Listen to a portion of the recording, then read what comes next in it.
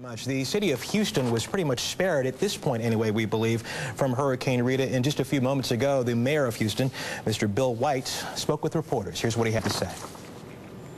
Type of situation you saw and the nation learned from Katrina on both sides, where people would say, go to a big shelter, and you would have people mobbing a shelter where they were safer to shelter in place. The reports from the storm so far indicate that people who heeded our advice, who were capable of independent living, that Judge and I gave repeatedly to shelter in place, they did so. CBS News correspondent John Blackstone is in Houston and has more for us now on what's going on there. Houston's empty streets and freeways showed a city that had prepared for the worst. More than 1 million people heeded the call to evacuate.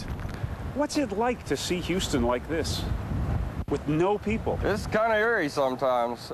Government officials vowed this time they'd be ready. Before the storm arrived, the National Guard moved into the city on standby. FEMA sent trucks loaded with emergency supplies.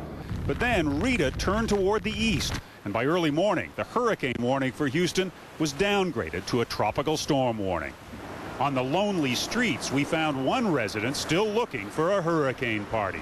You know, there's no one left. Everybody's sitting on the freeway somewhere between here and Dallas going, damn, we should have stayed in Houston. Okay, what's your name, please? Stephanie. Oh, man, cool. Wow.